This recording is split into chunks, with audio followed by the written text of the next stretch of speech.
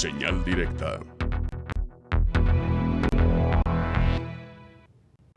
El arranque de 2020 y la fantasmagórica oposición en México es de lo que nos platica el doctor Armando Zacarías Castillo a continuación. Y bueno, yo me quedo con la duda, oposición, ¿con qué se come, doctor? Buenas tardes. Es un buen tema para comenzar a revisar si todavía hay por alguna parte oposición. Pues José Ángel, muy buenas tardes, te mando un saludo así como a la amable audiencia del Sistema Universitario de Radio y Televisión. La historia de nuestro país ha tenido, particularmente en la segunda mitad del siglo XX, una importante expresión de los partidos de oposición que han tenido efectos significativos en la toma de decisiones de nuestro país. El Partido Popular, con Vicente Lombardo Toledano, que en los años 50 del siglo pasado tuvieron una presencia destacada, así como el Partido Acción Nacional, el proscrito Partido Comunista y viejo antecedente del Partido de la Revolución Democrática y en consecuencia de Morena, así como diferentes organizaciones con presencias regionales y en algunos casos nacionales, constituyeron factores constantes con pesos relativos en algunas ocasiones y con presencia y voz en otros, logrando establecer ante los ciudadanos condiciones de discurso y manifiestos políticos de trascendencia en una continuada y larga travesía por los equilibrios de poder frente a la expresión hegemónica, pero no única, del Partido Revolucionario Institucional. El establecimiento de los idearios políticos y de las plataformas de principios captaron la atención de muchos ciudadanos quienes, coincidiendo con las propuestas, lidiaron con los obstáculos institucionales y se lograron capitalizar ofertas representativas de partes integrantes de la sociedad, con derecho a expresarse y a disentir de líneas de gobierno. No se trató de un proceso sencillo en tiempos de regímenes autoritarios postrevolucionarios. Guillermo Bonfil Batalla señalaba con mucho atino que no se debería invocar al México bronco, sino intentar el camino de la institucionalidad democrática como base para el desarrollo político del país. La Ley Federal de Organizaciones Políticas y Procedimientos Electorales fue publicada en el Diario Oficial de la Federación el día 30 de diciembre de 1977, más de 40 años. Constituye uno de los antecedentes y marcos principales con el que se rige hasta ahora la representación política. En esa ley, el derecho de participación de la oposición política reglamentada por la ley e insertada en el principio de institucionalidad democrática, abrió el espacio para una participación constante en la continuación de la presencia política de diferentes opciones e institutos.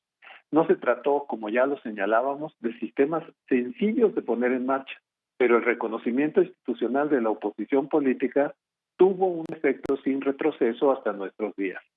La primera transición del PRI en condiciones de oposición la vivió primeramente en Baja California con el gobierno de Ernesto Rufo Appel en 1989. Posteriormente, en el caso de la presidencia del país, tuvo su primera experiencia en el año 2000 y 2006 consecutivamente. En el caso de la Ciudad de México, tuvo a su último jefe de gobierno priista en el periodo 1994-97 con Óscar Villarreal a la cabeza.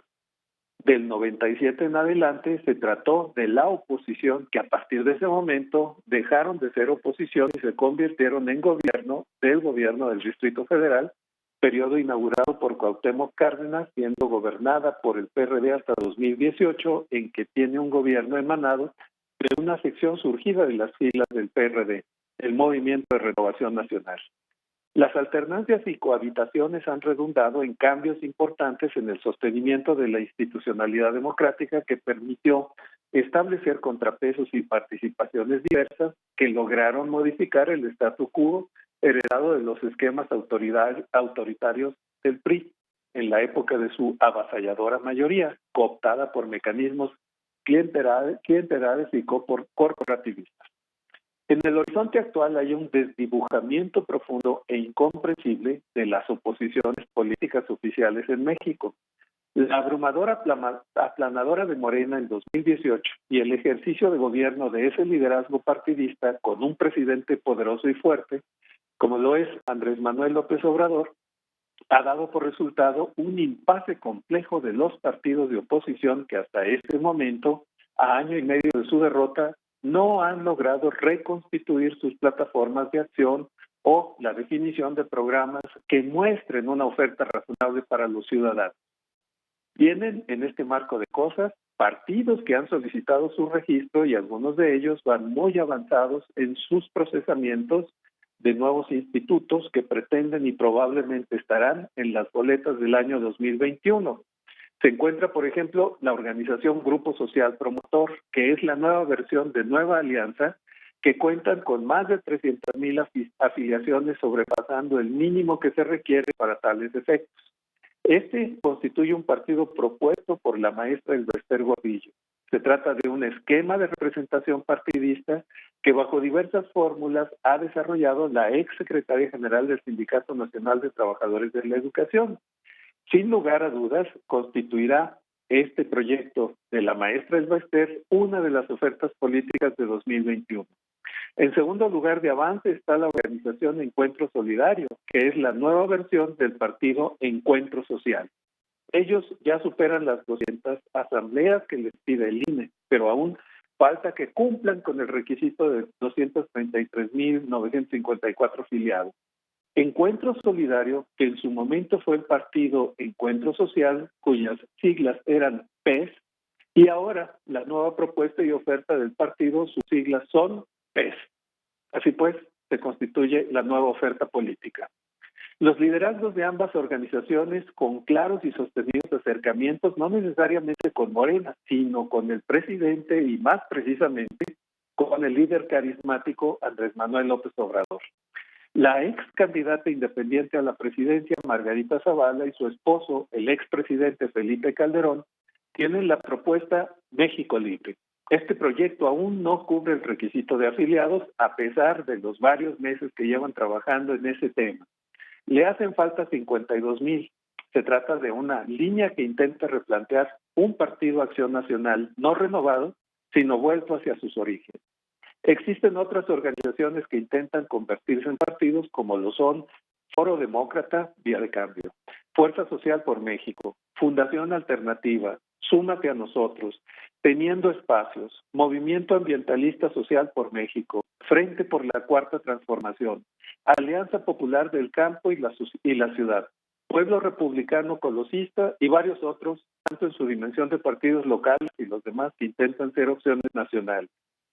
El desarrollo de la oposición demanda trabajos serios y organizados para constituirse en opciones efectivas de gobierno para los ciudadanos, pero para que eso ocurra se necesita la construcción de plataformas y planes que dibujen la oferta política para el ciudadano, porque a veces los partidos lo olvidan.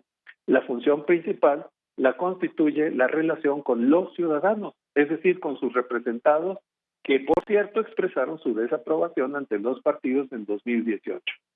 Hasta este momento la proyección de gobierno comienza a perfilarse con rasgos más claros y distinguibles.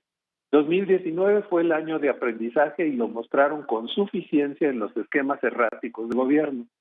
Probablemente el efecto del periodo de espera entre el triunfo electoral y la toma de posesión del 2 de julio al 1 de diciembre generó una cierta habituación de declarar ante los medios, pero sin las responsabilidades de gobernar.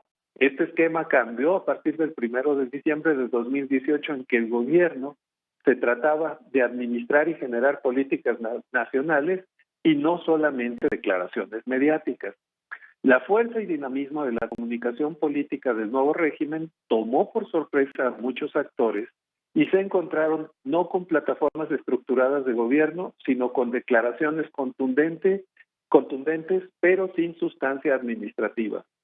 La construcción de la oposición es un elemento de gran importancia para establecer los equilibrios del poder que se requieren en una sociedad como la nuestra. La participación de organizaciones y partidos en la construcción de la trama de gobierno y desarrollo del país requiere intervenciones con la conciencia de que se es oposición, pero también de que exista la oposición y como tal debe desarrollarse un esquema de cohabitación, pero también de intervención. Uno de los pocos espacios de intervención de la oposición lo constituye el Senado de la República, en donde se han gestado negociaciones importantes y ha habido, como la semana pasada, un retroceso simbólicamente trascendente de proyectos de gobierno para establecer cambios constitucionales con consecuencias importantes para el sostenimiento, como lo entendemos, del Estado de Derecho.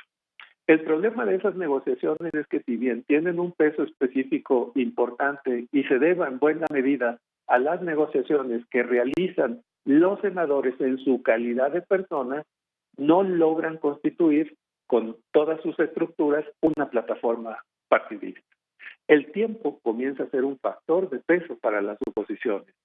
Se requiere, pues, de imaginación y de planeación, pero también de la práctica directa para reconocer las ofertas políticas que existen y cómo constituyen estas una opción en el esquema de gobierno que tenemos para poder redondear el espectro político y tener opciones fundamentales, nosotros los ciudadanos, de decisión. Así las cosas, habrá en las semanas siguientes varios temas por desarrollar, pero por lo pronto, José Ángel, te mando un cálido saludo, así como a la amable audiencia del Sistema Universitario de Radio y Televisión. Muchas gracias y buenas tardes.